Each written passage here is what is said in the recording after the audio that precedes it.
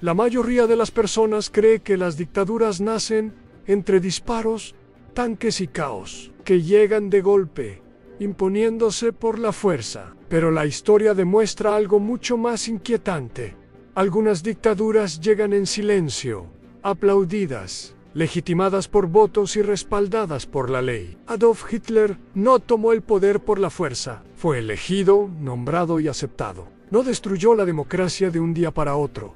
La fue vaciando desde dentro, paso a paso, mientras millones creían estar salvando a su país. Esta no es solo la historia de un hombre, sino de una sociedad que confundió esperanza con fanatismo y orden con obediencia. Una historia que demuestra que la libertad no siempre se pierde con violencia, sino con consentimiento. Y para entender cómo ocurrió, debemos volver al principio, a una nación derrotada, herida y desesperada. Alemania tras la Primera Guerra Mundial. Cuando terminó la Primera Guerra Mundial, Alemania no solo había perdido un conflicto militar, había perdido su equilibrio, su orgullo y su sentido de dirección. El país que emergía en 1918 no se parecía en nada al imperio que había entrado en guerra 4 años antes. Las calles estaban llenas de veteranos mutilados, de viudas, de jóvenes sin futuro. La derrota no solo fue territorial, fue emocional. Millones de soldados regresaron a casa esperando reconocimiento, pero encontraron desempleo, pobreza y silencio. Para muchos, la guerra había sido el centro de sus vidas, su identidad y su propósito. De pronto, todo eso desapareció. El Estado al que habían servido parecía incapaz de protegerlos o de ofrecerles un lugar en la nueva sociedad. La sensación de traición comenzó a expandirse. ¿Cómo era posible que Alemania hubiera perdido si el ejército aún resistía? ¿Quién había decidido rendirse? ¿Quién había firmado la capitulación? En ese vacío de respuestas surgió una narrativa peligrosa, a la idea de que la nación había sido traicionada desde dentro. Mientras tanto, la nueva República de Weimar intentaba levantarse entre ruina. Era un experimento democrático en un país sin tradición democrática. Sus líderes enfrentaban presiones imposibles: estabilizar la economía, satisfacer a los vencedores, contener la violencia política y mantener unida a una sociedad profundamente fracturada. Las calles se llenaron de enfrentamientos entre grupos extremistas. Comunistas y nacionalistas luchaban por el control del futuro. El miedo se volvió cotidiano, y cuando el miedo se instala, la razón comienza a perder fuerza.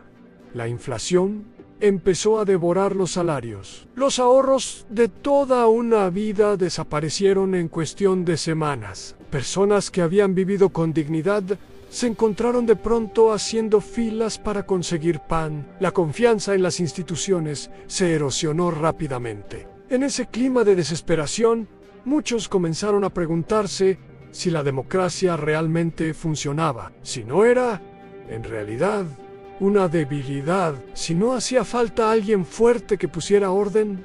Alemania no cayó de golpe, se fue desmoronando lentamente. Mientras una parte de la población observaba con resignación y otra empezaba a buscar respuestas radicales. Y en ese escenario de frustración, humillación y miedo colectivo, empezó a surgir una figura que supo canalizar todo ese dolor en una sola dirección. Su nombre comenzaba a escucharse cada vez con más frecuencia: Adolf Hitler. El Tratado de Versalles y la humillación nacional para Alemania. El Tratado de Versalles no fue percibido como un acuerdo de paz, sino como un castigo. Firmado en 1919, impuso condiciones que muchos alemanes consideraron deliberadamente humillantes y diseñadas para destruir al país a largo plazo. No solo se trataba de perder la guerra, se trataba de aceptar públicamente la culpa absoluta por haberla iniciado. Alemania fue obligada a ceder territorios, perder sus colonias, reducir drásticamente su ejército y aceptar limitaciones severas a su soberanía. Pero el golpe más devastador llegó en forma de reparaciones económicas. Las sumas exigidas eran tan elevadas que parecían imposibles de pagar sin condenar al país a décadas de miseria. Para el ciudadano común, el tratado se convirtió en un símbolo de injusticia. Muchos no entendían los detalles diplomáticos, pero si comprendían una cosa, su vida era cada vez más difícil y el mundo parecía decidido a mantenerlos de rodillas. Cada dificultad económica, cada fábrica usejadao, cada salario insuficiente era asociado, directa o indirectamente, con Versalles. El resentimiento no tardó en politizarse. Los políticos que habían firmado el tratado fueron señalados como traidores. La palabra noviembre, mes en que se firmó el armisticio, se convirtió en un insulto. La nueva república nació marcada por la idea de que había sido creada por hombres débiles que aceptaron una rendición vergonzosa. Ese sentimiento de humillación constante creó el terreno perfecto para el nacionalismo radical. La idea de que Alemania merecía algo mejor, de que había sido injustamente castigada, comenzó a calar hondo en amplios sectores de la población. No importaba si la guerra había sido compleja o si las responsabilidades estaban repartidas, la narrativa simple era mucho más poderosa. Alemania había sido humillada y debía levantarse. Los discursos que prometían revisar el Tratado de Versalles, restaurar el honor nacional y desafiar a las potencias vencedoras, comenzaron a ganar popularidad. No eran necesariamente violentos al principio, eran firmes, orgullosos y emocionalmente efectivos. Hitler comprendió desde muy temprano el poder simbólico de Versalles. Lo convirtió en el eje central de su discurso. No hablaba de economía en términos técnicos, hablaba de dignidad, no hablaba de diplomacia, hablaba de orgullo. Y cada vez que mencionaba el tratado, despertaba una emoción compartida por millones, la sensación de haber sido tratados injustamente. Versalles no solo empobreció a Alemania, radicalizó su política, transformó el debate público en una lucha entre quienes aceptaban el nuevo orden y quienes prometían destruirlo. Y en ese choque constante, la moderación comenzó a parecer debilidad. La humillación sostenida es un combustible poderoso. No explota de inmediato, pero arde lentamente, alimentando el resentimiento y preparando el terreno para soluciones extremas. Alemania, durante los años posteriores a la guerra, vivió exactamente ese proceso, y mientras el tratado seguía siendo visto como una herida abierta, la joven democracia alemana intentaba sobrevivir a una presión para la que no estaba preparada. La República de Weimar, democracia frágil. La República de Weimar nació con una de las constituciones más avanzadas de su tiempo. Garantizaba derechos civiles, libertades políticas y un sistema parlamentario moderno. En el papel, era una democracia ejemplar. En la práctica, era un sistema extremadamente vulnerable. Alemania no tenía una tradición democrática sólida. Durante décadas, había sido gobernada por emperadores, militares y élites autoritarias. Para muchos ciudadanos, la democracia no era sinónimo de libertad, sino de derrota, crisis y humillación. Weimar heredó todos los problemas del pasado sin contar con el respeto del presente. El sistema político era profundamente fragmentado. Decenas de partidos competían por el poder, lo que hacía casi imposible formar gobiernos estables. Las coaliciones se rompían constantemente. Las elecciones se repetían una y otra vez, y cada crisis reforzaba la percepción de que el sistema no funcionaba. Además, la República estaba rodeada de enemigos internos, desde la extrema izquierda hasta la extrema derecha. Muchos grupos rechazaban abiertamente la democracia. Para unos, era un obstáculo para la revolución. Para otros, una traición a la nación. La violencia política se volvió habitual. Asesinatos, golpes fallidos y enfrentamientos callejeros eran parte del día a día. Uno de los puntos más peligrosos de la Constitución era el artículo 48, que permitía al presidente gobernar por decreto en situaciones de emergencia. Lo que había sido pensado como una medida excepcional comenzó a utilizarse cada vez con más frecuencia. Poco a poco, gobernar sin el Parlamento dejó de ser una anomalía y empezó a convertirse en costumbre. Cada decreto debilitaba la cultura democrática. Cada excepción se volvía precedente. Y mientras tanto, la población se acostumbraba a la idea de que las reglas podían suspenderse si la situación lo exigía. Los partidos tradicionales, incapaces de ofrecer estabilidad o soluciones claras, comenzaron a perder apoyo. La gente no quería más debates interminables, quería decisiones. Quería a alguien que pareciera tener el control. En ese contexto, los discursos radicales comenzaron a sonar atractivos. No porque todos los ciudadanos compartieran su ideología, sino porque parecían decididos, firmes y seguros. En tiempos de incertidumbre, la certeza, aunque sea falsa, resulta seductora. La República de Weimar no cayó en un solo día, fue erosionándose lentamente mientras intentaba sobrevivir a crisis sucesivas, y cada vez que se tambaleaba, abría un poco más la puerta a quienes prometían acabar con el caos de una vez por todas. Entre ellos, un movimiento que ya no podía ser ignorado, el Partido Nacional Socialista Alemán de los Trabajadores, y al frente de él, un hombre que estaba a punto de pasar de la marginalidad política al centro de la escena. Antes de convertirse en el líder que el mundo recordaría, Adolf Hitler fue un hombre común, marcado por el fracaso, la frustración y una profunda necesidad de pertenencia. No nació como dictador ni como estratega político. Su historia comenzó lejos del poder, en los márgenes de la sociedad, donde se gestan muchas de las radicalizaciones más peligrosas. Nació en 1889. En una pequeña localidad del Imperio Austrohúngaro. Desde joven mostró una personalidad conflictiva, una relación tensa con la autoridad y una fuerte tendencia a culpar a factores externos por sus propios fracasos. Soñaba con convertirse en artista, pero fue rechazado 2 veces por la Academia de Bellas Artes de Viena. Aquella humillación personal acompañaría durante toda su vida. Viena, en los años previos a la guerra, fue un espacio decisivo en su formación ideológica. Era una ciudad multicultural, políticamente polarizada y atravesada por discursos nacionalistas y antisemitas. Hitler absorbió ese clima con atención. No lo creó, lo interiorizó. Allí comenzó a construir una visión del mundo basada en la idea de lucha constante, jerarquías raciales y enemigos internos. Cuando estalló la Primera Guerra Mundial, Hitler encontró algo que nunca había tenido un propósito. Se alistó como voluntario en el ejército alemán y vivió la guerra como una experiencia formativa. Para él, el conflicto no fue solo una tragedia, sino un momento de claridad. La derrota, en cambio, fue devastadora. La interpretó no como un fracaso militar, sino como una traición. Al regresar a una Alemania derrotada, Hitler se encontró sin rumbo.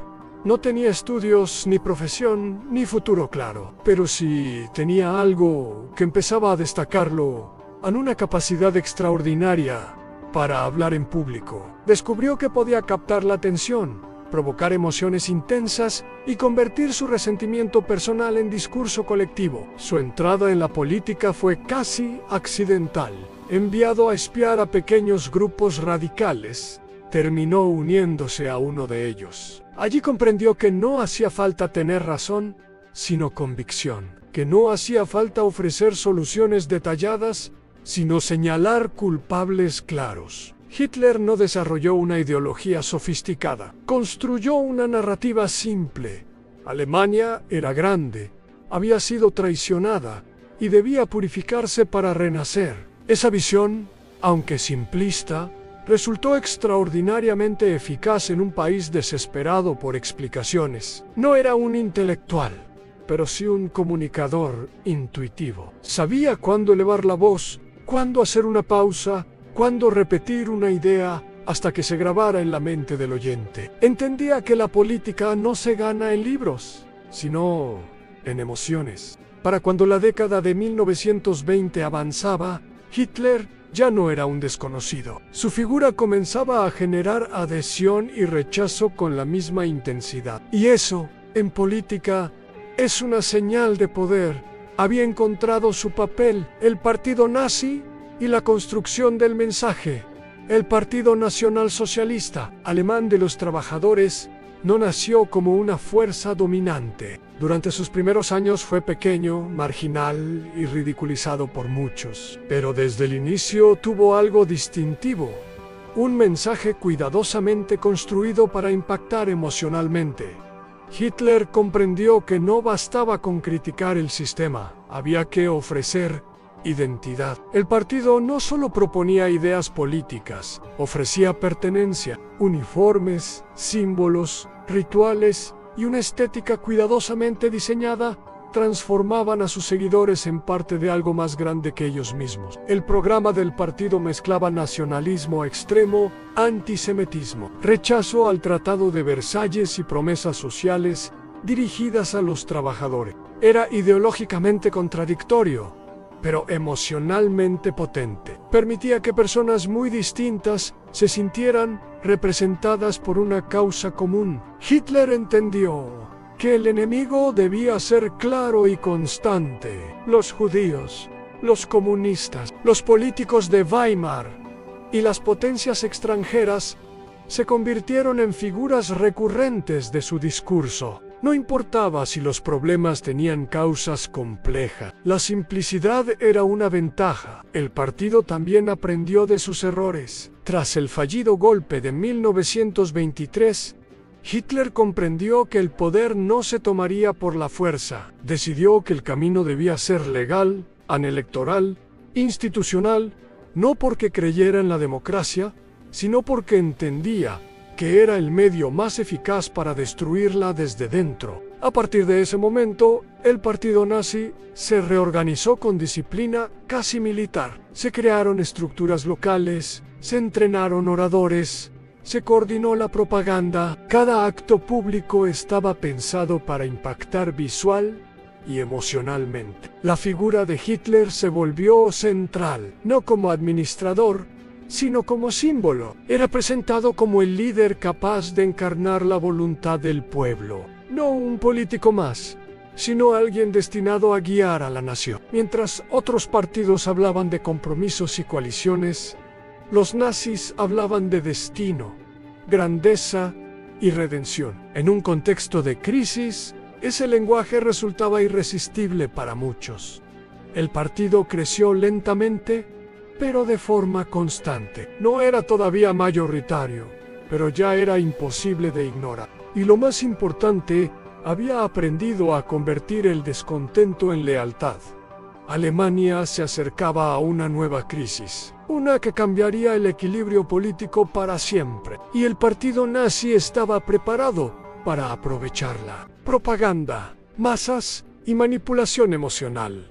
El verdadero poder del nazismo no residía únicamente en sus ideas, sino en la forma en que eran comunicadas. Hitler y su entorno comprendieron algo que muchos políticos de su tiempo ignoraban. La política moderna no se decide solo en parlamentos, sino en la mente y el corazón de las masas. La propaganda nazi no apelaba a la razón, sino a la emoción. No buscaba convencer mediante argumentos complejos, sino generar sensaciones claras en orgullo, miedo, indignación, esperanza. Cada discurso, cada cartel, cada símbolo estaba diseñado para provocar una reacción visceral. Los mítines eran cuidadosamente coreografiados. La música, las banderas, las formaciones, las luces y los gestos creaban una experiencia casi ritual. El individuo dejaba de sentirse solo y pasaba a formar parte de algo más grande. En ese contexto, el pensamiento crítico se diluía y la emoción colectiva tomaba el control. Hitler entendía el poder de la repetición. Las ideas centrales del nazismo se repetían una y otra vez, con ligeras variaciones, hasta volverse familiares. Why lo familiar con el tiempo se vuelve aceptable. La propaganda no buscaba informar, buscaba normalizar. La simplificación era clave. Los problemas económicos, sociales y políticos se reducían a explicaciones sencillas y a enemigos claramente identificables. El mensaje era constante en Alemania, sufría porque había sido traicionada y solo una unidad absoluta permitiría su salvación. Los medios de comunicación fueron utilizados con inteligencia. Periódicos, panfletos, carteles y más adelante, la radio amplificaron el mensaje. El partido hablaba el lenguaje del pueblo, evitaba tecnicismos y utilizaba imágenes potentes. No se presentaba como una élite, sino como la voz auténtica de la nación. La propaganda también construyó un culto a la personalidad. Hitler no era presentado como un político común, sino como un líder excepcional, casi predestinado. Se lo mostraba cercano al pueblo, pero al mismo tiempo elevado por encima de él. Era uno de los suyos y, a la vez, alguien superior. Esta combinación resultó extraordinariamente eficaz en una sociedad cansada de incertidumbre. Para muchos alemanes, el nazismo ofrecía algo que nadie más ofrecía: claridad emocional. No importaba si las soluciones eran reales o no, importaba que parecieran firmes. La propaganda no solo convencía a nuevos seguidores, también silenciaba dudas. Quienes no estaban de acuerdo comenzaban a sentirse aislados, y el aislamiento es una forma poderosa de control social. Mientras el mensaje se expandía, una nueva crisis estaba a punto de golpear a Alemania con una fuerza devastadora. La crisis económica de 1929, en el punto de quiebre en 1929, el colapso de la bolsa de Nueva York sacudió al mundo entero. Para Alemania, las consecuencias fueron catastróficas. La economía del país dependía en gran medida de créditos extranjeros, especialmente estadounidenses. Cuando esos créditos desaparecieron, el sistema se derrumbó. Empresas cerraron en masa. El desempleo se disparó hasta niveles nunca vistos. Millones de personas quedaron sin ingresos, sin perspectivas y sin esperanza. Las filas frente a los comedores sociales se alargaban día tras día. La desesperación se volvió parte del paisaje cotidiano. El impacto psicológico fue profundo. Muchas familias habían logrado cierta estabilidad tras años de sacrificio. En cuestión de meses, la sensación de inseguridad absoluta se apoderó de la sociedad. El futuro volvió a parecer oscuro e incierto. Los gobiernos de Weimar reaccionaron con medidas de austeridad que solo agravaron la situación. Recortes, subidas de impuestos y reducción del gasto público profundizaron el sufrimiento. Para la población, el mensaje era claro: el Estado no estaba de su lado. En ese contexto, los partidos tradicionales se mostraron incapaces de ofrecer soluciones rápidas. Sus discursos sonaban vacíos frente al hambre real. Sus debates parecían desconectados de la vida cotidiana. El partido nazi, en cambio, supo capitalizar el momento. Señaló culpables, prometió trabajo, orden y protección. No ofrecía detalles técnicos, ofrecía certezas. Y en tiempos de crisis, la certeza es un bien extremadamente valioso. El desempleado, el pequeño comerciante arruinado, el campesino endeudado, todos encontraban en el discurso nazi una explicación para su sufrimiento y una promesa de redención. El miedo se transformó en apoyo político. La crisis de 1929 no creó al nazismo, pero lo impulsó decisivamente. Lo sacó de los márgenes y lo colocó en el centro del escenario político. A partir de ese momento, Hitler dejó de ser una figura excéntrica para convertirse en una alternativa real de poder. La desesperación había hecho su trabajo, y las elecciones que vendrían lo demostrarían con claridad. El ascenso electoral del nazismo a comienzos de la década de 1930. El paisaje político alemán había cambiado de forma radical. El descontento social era profundo. La economía seguía en crisis y la confianza en la República de Weimar estaba en mínimos históricos. En ese escenario, el partido nazi dejó de ser una fuerza marginal para convertirse en un actor central. Las elecciones comenzaron a reflejarlo con claridad. Millones de votantes que antes habían apoyado a partidos tradicionales o que simplemente se habían abstenido. Empezaron a volcarse hacia el nazismo. No todos compartían su ideología extrema, pero muchos lo veían como la única alternativa capaz de romper con un sistema que consideraban fracasado. El éxito electoral del partido no fue producto de una mayoría absoluta inmediata. Fue el resultado de una fragmentación profunda. Ningún partido lograba imponerse con claridad y el nazismo supo aprovechar ese vacío. Cada elección reforzaba la percepción de que Hitler era inevitable. La campaña nazi estaba diseñada para llegar a todos los sectores sociales: obreros, campesinos, pequeños empresarios, veteranos de guerra y jóvenes sin futuro. Encontraban mensajes adaptados a sus preocupaciones. El partido se presentaba como un movimiento nacional, por encima de clases y divisiones. Hitler recorría el país sin descanso, dando discursos en ciudades grandes y pueblos pequeños. Su figura se volvía omnipresente. No hablaba como un político tradicional, hablaba como alguien que compartía el sufrimiento de la gente. Prometía acción inmediata, no reformas lentas. En 1932, el partido nazi se convirtió en la fuerza más votada del Parlamento alemán. No tenía mayoría absoluta, pero sí una legitimidad política incuestionable. Hitler, sin embargo, aún no era canciller. El poder seguía en manos de una élite que creía poder controlar la situación. Ese fue uno de los errores más graves de toda esta historia. Intrigas políticas y errores de las élites, mientras millones de alemanes votaban impulsados por el miedo y la esperanza. Las élites políticas y económicas observaban el ascenso nazi con una mezcla de desprecio y cálculo. Muchos consideraban a Hitler un demagogo útil, pero incapaz de gobernar seriamente. Los políticos conservadores creían que podían utilizar su popularidad para estabilizar el país mientras mantenían el control real del poder. Pensaban que, una vez dentro del sistema,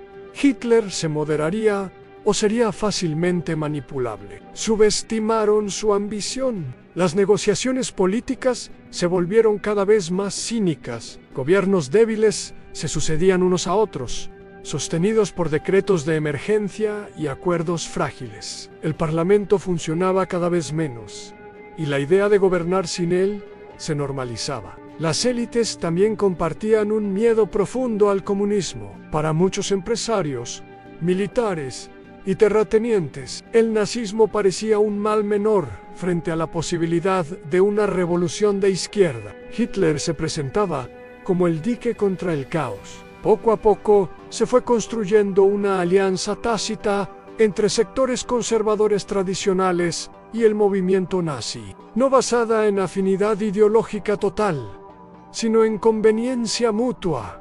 Cada uno creía estar utilizando al otro. Las intrigas políticas, los cálculos de corto plazo y la falta de principios claros terminaron allanando el camino. Lo que no había logrado la violencia ni la propaganda por sí solas, lo logró la combinación de ambición, miedo y oportunismo. Cuando finalmente se tomó la decisión, no se percibió como un salto al abismo. Se presentó como una solución pragmática a una crisis interminable. Adolf Hitler estaba a punto de ser nombrado canciller de Alemania, y lo sería de forma completamente legal. El 30 de enero de 1933, Adolf Hitler fue nombrado canciller de Alemania. No llegó al poder mediante una revolución, ni a través de un golpe de Estado. Fue designado conforme a la Constitución vigente, tras negociaciones políticas y acuerdos entre las élites conservadoras, que creían haber encontrado una salida controlada a la crisis. Para muchos ciudadanos,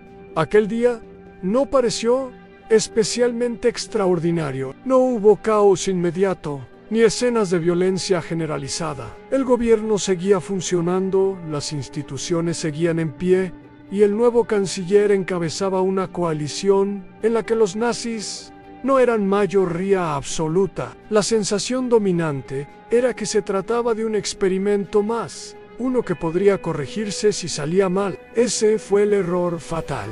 Quienes facilitaron su nombramiento estaban convencidos de que Hitler sería fácilmente manejable. Pensaban que su falta de experiencia administrativa lo obligaría a depender de ministros conservadores. Creían que su retórica radical se diluiría frente a las responsabilidades del poder real. No comprendieron que Hitler no veía el cargo como un fin, sino como una herramienta. Desde el primer día, su objetivo fue claro: consolidar el poder, eliminar la oposición y transformar el Estado desde dentro.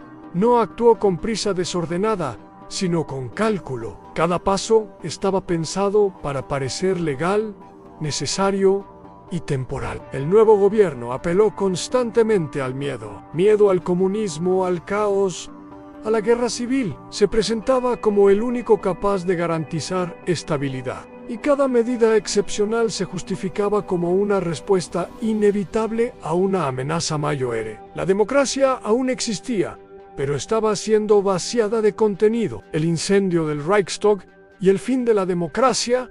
La noche del 27 de febrero de 1933, el edificio del Reichstag, sede del Parlamento alemán, fue consumido por las llamas. El incendio sacudió al país y se convirtió en un punto de inflexión decisivo. En cuestión de horas, el gobierno señaló a los comunistas como responsables y presentó el hecho como prueba de una conspiración para destruir Alemania. El miedo se apoderó de la población. Al día siguiente, se promulgó un decreto de emergencia que suspendía derechos fundamentales a libertad de expresión, de prensa, de reunión y de privacidad. La policía podía detener a cualquier persona sin orden judicial. La represión comenzó de inmediato. Todo se hizo dentro de un marco legal. El incendio del Reichstag fue utilizado como justificación para eliminar a la oposición política. Miles de comunistas, socialdemócratas y críticos del régimen fueron arrestados. Los medios independientes fueron silenciados. La campaña electoral que siguió se desarrolló en un clima de intimidación constante. Aunque los nazis no obtuvieron una mayoría absoluta en las elecciones posteriores, el daño ya estaba hecho. El Parlamento, debilitado y aterrorizado, aprobó la ley habilitante, que otorgaba al gobierno poderes extraordinarios para legislar sin control parlamentario. Con ese acto, la democracia alemana dejó de existir. No fue abolida formalmente, fue absorbida. Las instituciones seguían en pie, pero ya no tenían poder real. La legalidad había sido utilizada para destruir la libertad. El Estado de Derecho había sido reemplazado por la obediencia. Alemania había cruzado un punto de no retorno. Como una democracia se suicida legalmente.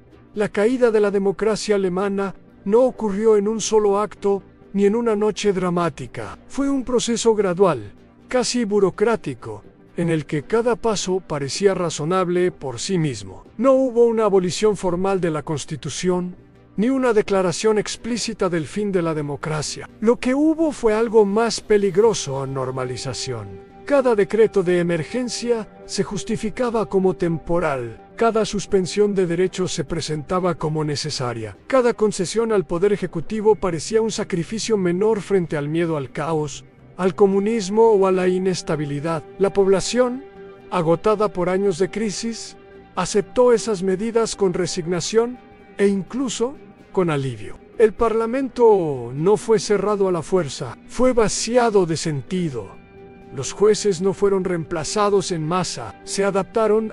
Los funcionarios no fueron expulsados de inmediato. Continuaron trabajando, ahora al servicio de un nuevo orden. El Estado siguió funcionando, pero ya no servía a la libertad sino al poder. La clave del éxito de Hitler no fue la destrucción abierta del sistema, sino su uso estratégico. Cada herramienta legal fue empleada para desmantelar los límites que contenían al poder. La ley dejó de ser un freno y se convirtió en un arma. Muchos ciudadanos no percibieron el peligro hasta que fue demasiado tarde. Algunos apoyaron activamente al régimen, otros guardaron silencio. Muchos pensaron que no era asunto suyo, que las cosas no podían empeorar tanto, que el orden era preferible al conflicto permanente. La democracia no fue asesinada, An fue abandonada. Cuando finalmente el régimen mostró su verdadero rostro, ya no existían mecanismos para detenerlo. La oposición había sido eliminada, los medios controlados y la sociedad civil desarticulada. Lo que había comenzado como una solución política terminó en una dictadura totalitaria. Este proceso dejó una lección incómoda. A las democracias no siempre mueren por ataques externos. A veces se autodestruyen cuando sus ciudadanos, sus instituciones y sus líderes dejan de defenderlas. Conclusión a las lecciones que aún ignoramos. La historia de cómo Hitler llegó al poder sin disparar una sola bala no es solo una lección del pasado, es una advertencia permanente, porque los factores que lo hicieron posible no han desaparecido. El miedo, la humillación, la polarización y la desconfianza en las instituciones siguen siendo fuerzas poderosas en cualquier sociedad. Hitler no creó esas emociones.